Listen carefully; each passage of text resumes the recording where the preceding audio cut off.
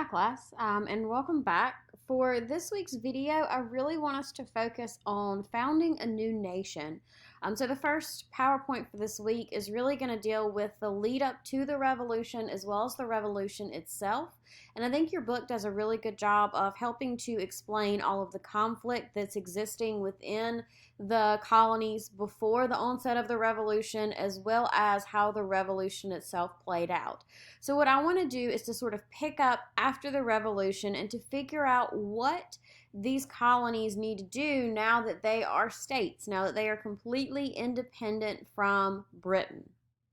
And one of the first things we have to really consider is, what does the revolution mean? We look at it now and we think about the Constitution and we think about the rights that we have, the Bill of Rights. But that wasn't always the case. And there's also the question of who's going to be included. Because now, as you know, women can vote, African Americans can vote, but as you also know, that wasn't necessarily the case for many, many years. So who's going to be included in this new nation as far as politics? Keep in mind that there's a declaration that there's equality for all, but the definition of who's included in all is much, much smaller than what we might think about today. Now, there are a lot of differing ideas about how the new government should look, and this can actually be seen by looking at local or state governments. After the revolution, each state is going to create its own constitution. Every state has its own. For Pennsylvania, they believe that the revolution was for the common man. So again, we're thinking about Pennsylvania, and they really believe the revolution is for most people. From 1776 until around 1790, they have a one-house legislature. In addition to that, anyone who pays taxes is going to have the right to vote. That doesn't seem very revolutionary to us, and in fact, it might seem somewhat of a stipulation on voting. But if you think about this revolutionary era, many states, including states like New York, have a much stronger system on who's able to vote. And they believe you have to own a certain amount of property in order to be able to vote. They believe that you have to have property in order to make wise decisions regarding policies, regarding taxes, different things like that. But in Pennsylvania, if you pay taxes, you can vote. There's also very little power for governors in Pennsylvania, as well as laws that have to be published in newspapers. So if a new law was passed, it has to be published in a newspaper. Back then, that's how you got your information, was from your local newspaper. And everybody read the newspaper or had access to a copy of a newspaper. So that means everybody's going to know the laws as they are passed. Pennsylvania also had one-year terms for all politicians, so governors, senators, one-year term, and that's it. However, while you have Pennsylvania, you are also going to have, again, places like New York that have a much different view of the revolution and favor those who are more elite. Legal rights are again based on property. Governors are much stronger and they are completely independent of the legislature, meaning that they have more power, they have more control. And for a lot of people, that's a very scary idea. For people in Pennsylvania, they would be terrified to have a governor who had that much power. You have to think about a lot of these states as they're forming, they're starting to think about the revolution. And they're thinking about the fact that they just got away from a monarch or one person who had a considerable amount of power. So for places like Pennsylvania, that's definitely not something they want to see. The next thing to consider is going to be the Articles of Confederation. And with the Articles of Confederation, it's actually set forward in 1777, and really it's the first document to govern these 13 colonies that are turning into states. But the Articles of Confederation obviously is not what we have to this day. So we'll see why it doesn't work and why it has to be changed. As far as the Articles, one thing that it says is that any land that is to the west of a state should belong to that state for the foreseeable future. So in the future, potentially it could turn into new states. They don't quite fathom how big these areas could get. But they definitely want to expand west. Now, with that in mind, there are a lot of states who love that. Like Virginia has a pretty good little line right here that they can continue to expand.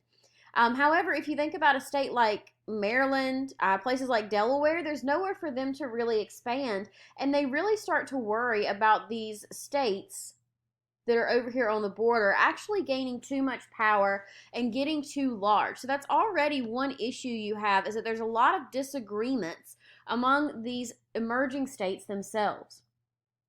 In addition to that, the Articles of Confederation reserve the sovereignty of the states. Basically, the states are supposed to come before the federal government, and each state in the legislature that is created by the Articles of Confederation has one vote. So each state is treated the same. That's another reason why some don't agree with the Articles of Confederation. So you mean to say that a place like Rhode Island has only one vote, and a place like Virginia or Pennsylvania that has a very large population as well as land mass also gets one vote. So there are a lot of states who disagree with that already, just from the onset. They are very unhappy with these rules. Other issues are that if you want an amendment, all states must agree to that amendment. At one point, excuse me, wrong map. At one point, there's a guy, his last name is Morris, and he's really trying to help these new states to make money, because after the revolution, which is very, very expensive, they have to have some sort of revenue that's coming in order to pay for the war debts. And he decides that he wants to implement an import tax. And this import tax is going to help to absolutely raise money. However, places like Rhode Island don't like this import tax because it could impact the shipping industry. And because of that, even though 12 other colonies or states have agreed to this import tax, because Rhode Island strikes it down, it's not going to be able to pass. And that's a very, very strict rule that you have to have all 13 of the colonies actually agree on something. Think about how different they are. Even if you just think back to when we started looking at the colonies, think about New England, think about the southern colonies. They have different means of labor, they have different items they're trying to produce, different economic systems. Very, very hard for these people to agree, and especially all 13. In addition to that, the Congress that is set up by the Articles of Confederation is not allowed to levy taxes. Only states are allowed to give money, but that doesn't always work out. And this can actually be seen during the Revolution itself. So again, it's passed and set forward in 1777. And during the Revolution itself, the government, they're asking the states to send money for the war effort. But this doesn't mean that they're always going to be able to get that money that they need so desperately. But one thing that can absolutely be said about the Articles of Confederation is that it reflects the widespread fear of a central authority. Citizens of states come first as opposed to being citizens of a nation. And that's definitely something you see with the Articles. Eventually, under the Articles, one thing that is actually able to go through is that states relinquish their claims in the West, and you get the Land Ordinance of 1785. So this Land Ordinance is supposed to set up a standard system for buying land in the West. In addition to that, you get the Northwest Ordinance in 1787, which provided a method for admitting new states to the Union. And this is something that will persist even past the Articles of Confederation, though it does change in some aspects. But this is basically saying that in order to form a state, you are going to have a certain amount of land, a certain number of people, and within that population, a certain number of people who could potentially vote. So thinking about men who either own property or, later on pay taxes. And you have to have, again, a certain population number in order to be considered for statehood. In addition to that, interestingly enough, initially, slavery was forbidden in this Northwest Ordinance. A lot of people were starting to question slavery even at this point. However, they're not doing it out of the goodness of their heart. Don't think of these people as abolitionists. Slave owners who were part of the government, people like Thomas Jefferson, they really worried about what slavery would mean but they worried more about what slavery meant for the United States and for the white men and women who owned slaves who worked on their property. And they start to question if it's a viable labor source and different things like that. But regardless, slavery was forbidden in this Northwest territory. The next thing that you're going to see that really sort of shows the issues with the Articles of Confederation is going to be Shays' Rebellion, and it really exemplifies the issues of the Articles. So the taxes have to be paid in specie, and most farmers can't get that. Think about it as like a hard currency. Most farmers aren't able to do that. They do a lot of trading, they do a lot of bartering. But because of this, there's a lot of veterans from the Revolutionary War, including a man named Daniel Shay, who cannot pay their taxes in this hard currency. And because of that, the courts are taking action and they're basically auctioning off their land and their property. So Daniel Shay is going to lead a group of rebels, and they eventually are able to take over the court so that people cannot get their property taken. And with this rebellion, there's a lot of violence and there's a lot of fight back. And it ends up that there's not much that the government is able to do, because if you think about it, the federal government's really weak. There's no standing army. There's no National Guard. There's no way for them to actually send people in to squash this rebellion. So what ends up happening is that Massachusetts actually ends up having to hire mercenaries, so guns that are hired, to end up putting an end to Shays' Rebellion. And this really, for a lot of people, exemplified the issues with the Articles of Confederation. So there's this rebellion, and there's nothing the federal government can do to help put an end to the rebellion. And in addition to that, I want you to keep in mind that so often we look at Shays' Rebellion as different from the American Revolution. It's part of this new era. And while it is, I want you to keep in mind that this mindset, this mentality of protesting taxes is absolutely nothing new. And of course, there's still this question of, well, if the government does something that the majority of people disagree with, are they going to rebel in the same way they did before? I mean, think about things like the Boston Tea Party. That's absolutely, you could consider that to be a burst of a rebellion, but that is always applauded as something as sticking it to the British. A lot of these men were Revolutionary veterans, and they honestly believed they were doing the same thing, but for their taxes at the state level. So with Shays' Rebellion in mind, along with other factors, the Founding Fathers know they have to do something in order to fix the government. So they end up meeting in Philadelphia to discuss a plan.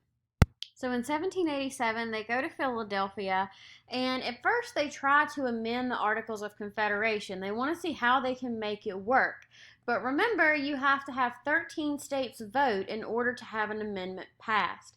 And it seems impossible. So the Founding Fathers start to think about, well, could we start over and start with something new? And that's exactly what they do when they end up coming up with the Constitution.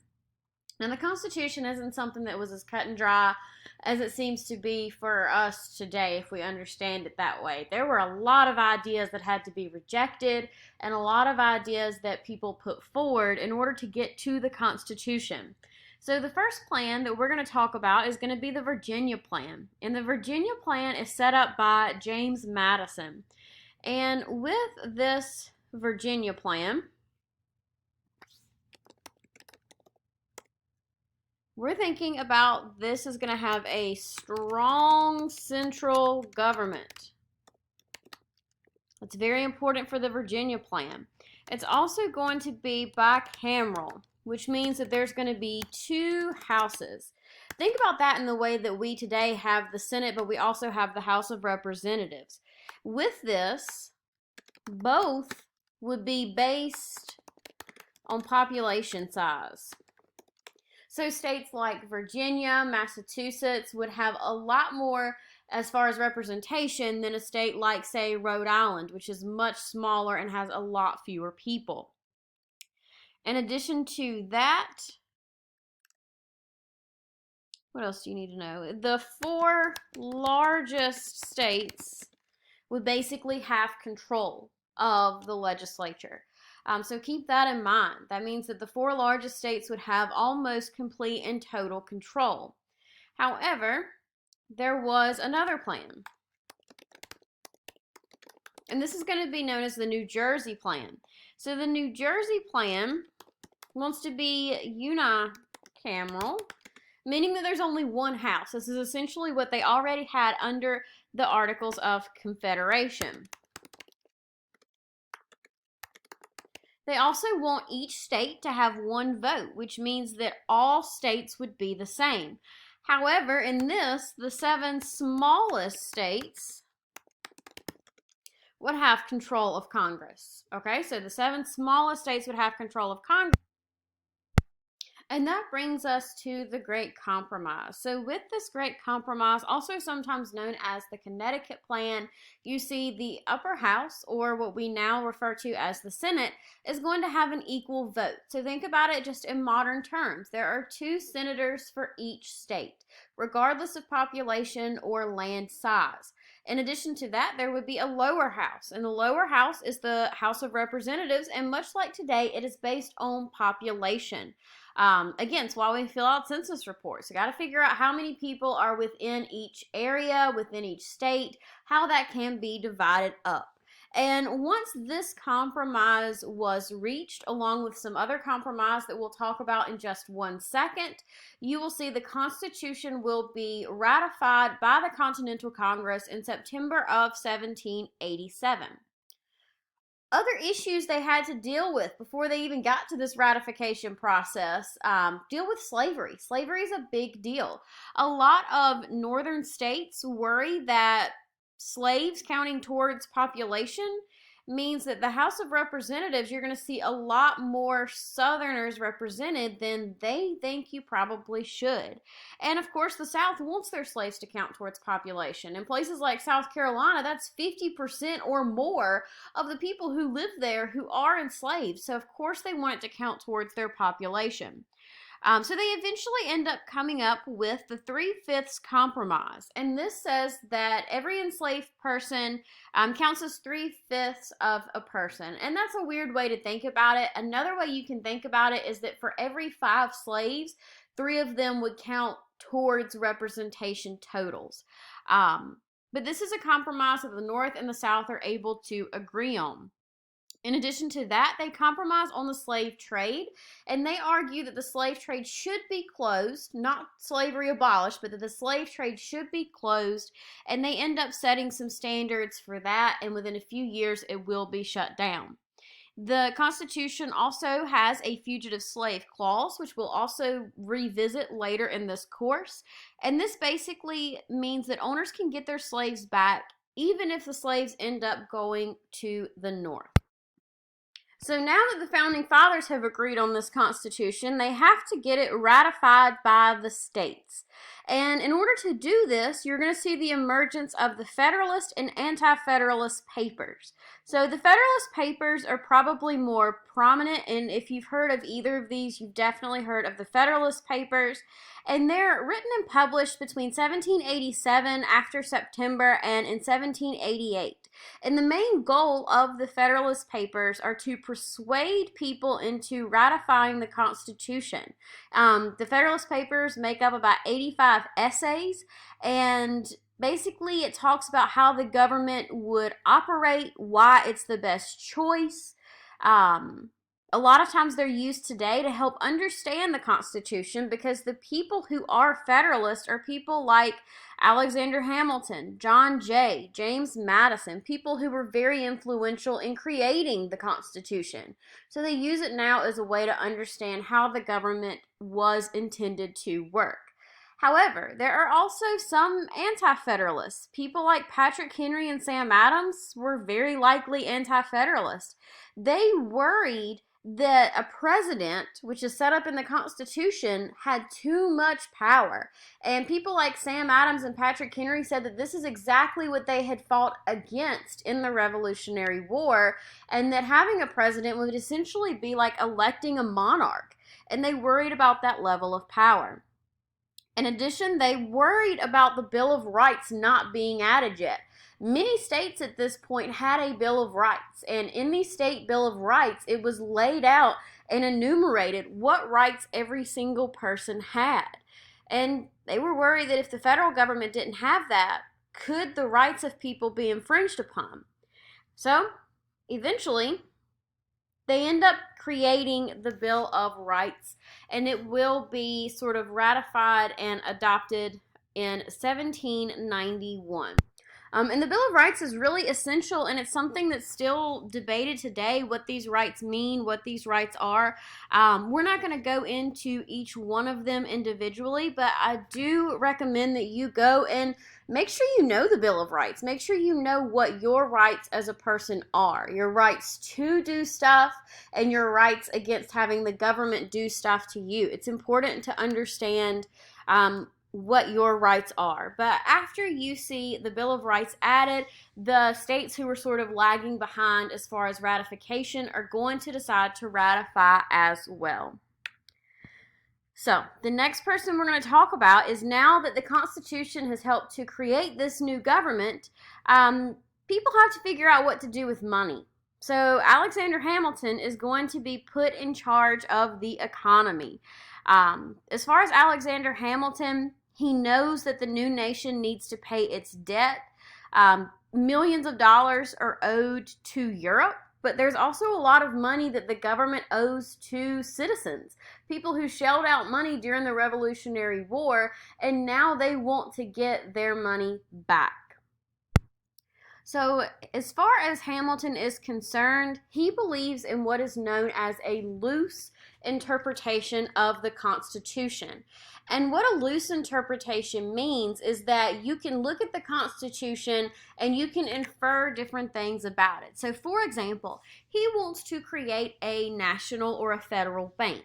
And this federal bank is not laid out in the Constitution. However, there is a necessary and proper clause in the Constitution, and Hamilton believes that the bank falls under this clause. There are also people on the other end of that argument, though. So people like James Madison and Thomas Jefferson, they do not think that the Constitution gives the power to create a national bank, and they believe in what is known as a strict interpretation of the Constitution. But regardless, Hamilton, with his loose interpretation, wins, and you're going to see the Bank of the United States created in 1791. Hamilton also lays out his financial plan. The first thing he wants to do, number one, is to pay off all war debts. This means potentially absorbing war debts from the states and making them federal debts that will be paid off over time. There are a lot of southern states who are very, very critical of this part of the plan and very upset, because essentially what this means is that since they've paid all of their debts off, they now will have to continue making payments on a war that they've already paid for in their minds. Part 2 of Hamilton's plan is raising government revenue, so basically taxes. And part 3 is going to be to create the national bank. In order to raise money, what Hamilton decides to do is to put a tax on whiskey. This is going to be an excise tax that is 25% of the retail price. And with whiskey, it is going to be made from wheat. And for a lot of farmers, making whiskey is something that they do in order to feed their families and to make money. They're really mad about this. Remember, the revolution was fought over taxes, and these guys are really upset about what's taking place. So in August of 1792, they decide to block federal agents from collecting taxes, and they even tar and feather some of the collectors. They even create their own flag. So that's just in 1792, and this violence continues on. Now, by 1794, you are going to get what becomes known as the Whiskey Rebellion. And the reason this year is remembered is because you'll see this is George Washington, and he is going to play an important part in this story. So basically, the people who are against the taxes, they have assembled, they have their own flag, and they are really pushing around in rural Pennsylvania saying they're not paying taxes. They think these taxes are worse than anything the British ever did. And what they end up doing is they end up really getting into it, and Pennsylvania is actually going to call on the federal government. In 1794, Washington assembles troops to deal with this. 13,000 troops are sent to Pennsylvania, and they are going to be led by George Washington. This is important for a couple of reasons. First of all, it is the first and only time that you're going to see an active president actually leading troops. Second of all, this is going to be important because think back to what we looked at with Shays' Rebellion. Similar idea. Taxes are bad. People are revolting. They're rising up. They believe it is their right because, the whole revolution was fought over taxes and these rebellions. But what happens? The federal government isn't able to do anything. They have no power. But now, by the time you get to the Whiskey Rebellion, the federal government does have that power, and they show it off by bringing 13,000 troops in order to put it down. So keep in mind the difference in the reaction of the federal government to Shays' Rebellion and the reaction to the Whiskey Rebellion. Now people see that the federal government will squash a rebellion, and you're not going to see as many of them to that particular scale for a while. Now, when George Washington steps down as a political leader, he gives this really great, often read and quoted farewell address. The two biggest points that he makes in this farewell address are, first, that the United States should stay neutral in all world affairs. They should not make alliances with other nations. They should keep to themselves. And number two, that there should be no political parties. So, of course, before Washington can even leave office, two political parties are going to emerge. The first party is going to be the Federalists. And the Federalists are mainly going to be represented at first by this man right here. This is John Adams. And he believes in a strong national government as well as a loose interpretation of the Constitution. The Federalists also favor the national bank.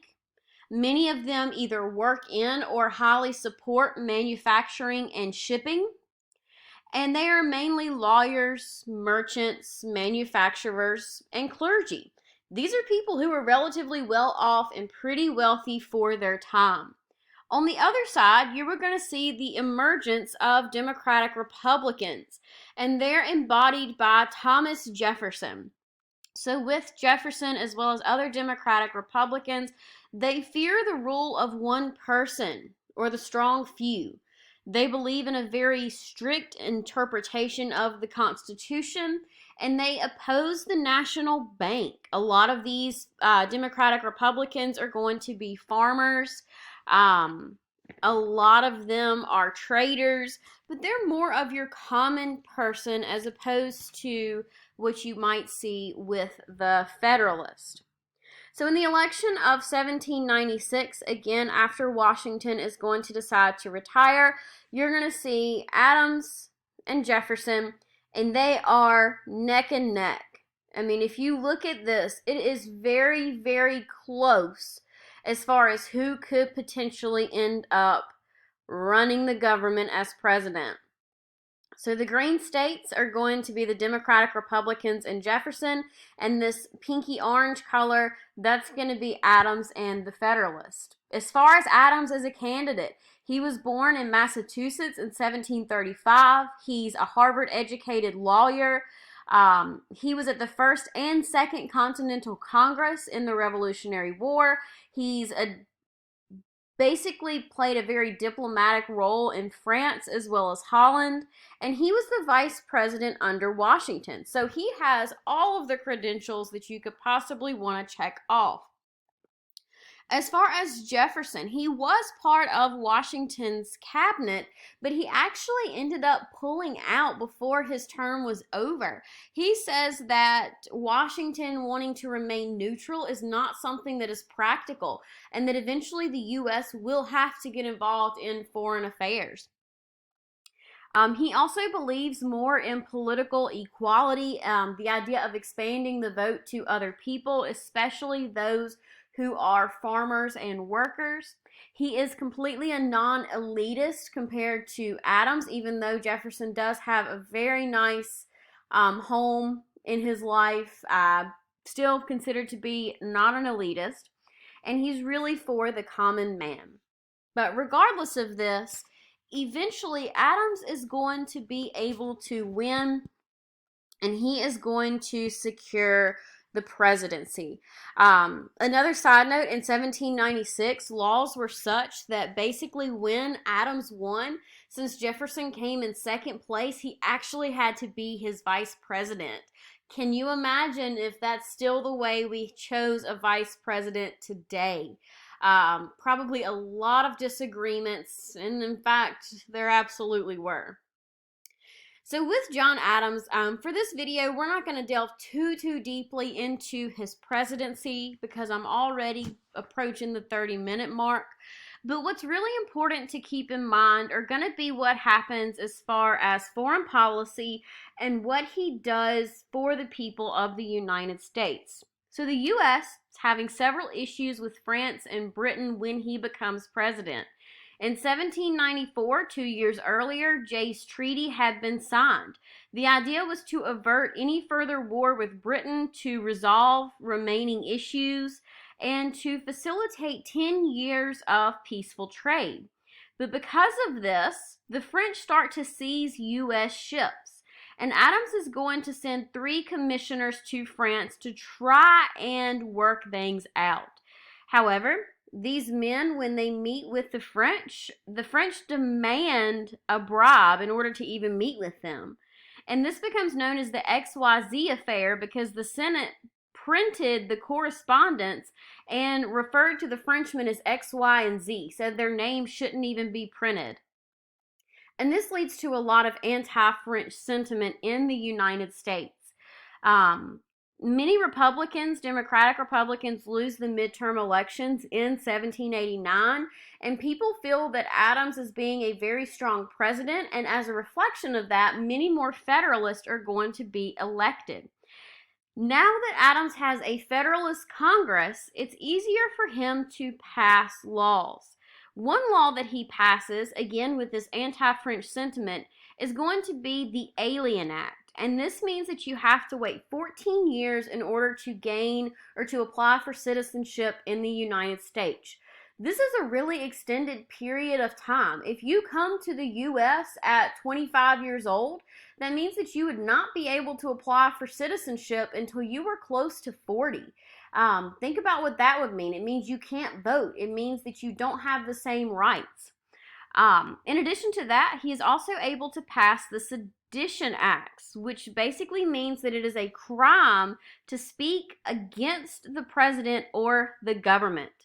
Eventually, Thomas Jefferson and James Adams, respectively, are going to have the Kentucky and Virginia resolutions, and these resolutions basically call out the Alien and Sedition Acts and say that they are unconstitutional, which arguably they are.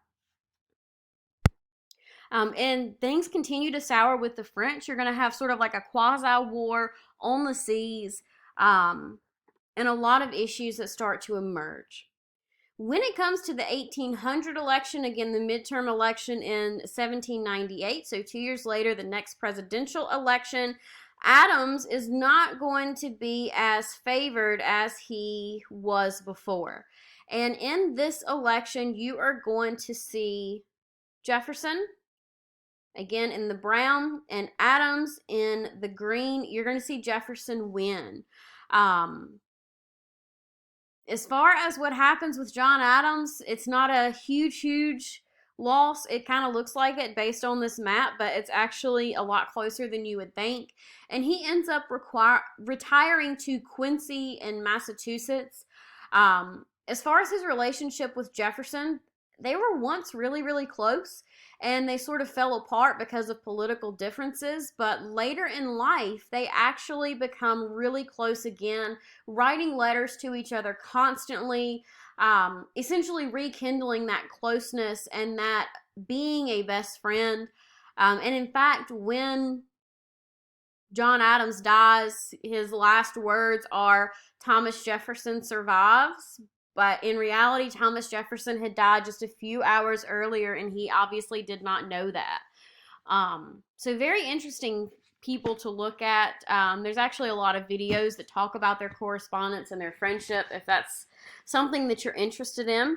But regardless, I hope you have enjoyed this video. I hope you've learned a couple of things.